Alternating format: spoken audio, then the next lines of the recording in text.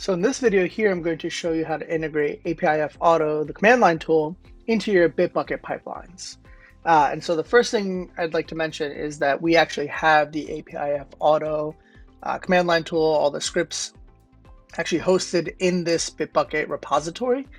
Just makes it easier to run in this case, but you can kind of configure it however you like. And then also that we have this test results folder. That's where the output of the command line tool is going to go. That'll be useful in the teardown of the pipeline and showing the results.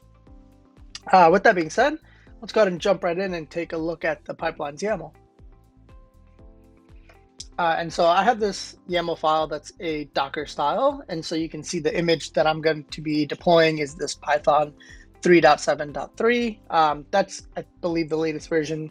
That's also the one that'll support everything that's needed for the APIF Auto command line tool.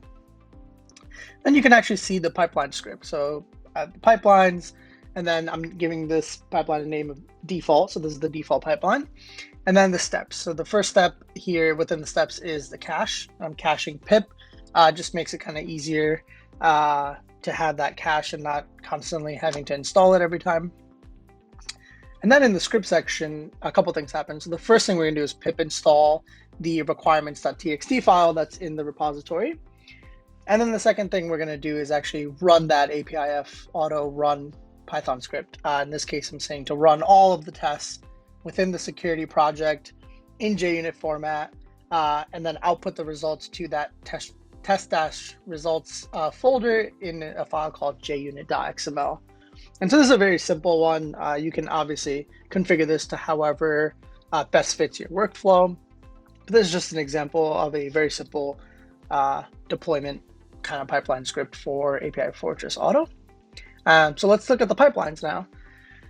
And so you can see I have a few builds, but we're going to run a new one now. So I'm going to select that master branch in the default pipeline, and I'm going to hit run.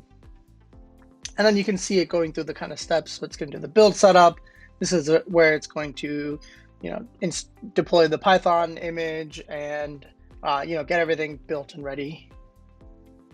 And then now we're at the stage of doing the pip install of the requirements.txt. And then it will go ahead and run that Python script like we have, as you can see here. And this is going to just run and return the results. And during the teardown stage, it's going to actually evaluate the results and kind of show us this outprint. So we can see that 5 out of the 8 tests failed. This one test has details under it for the actual failed results that came back from API Fortress. And there you have it.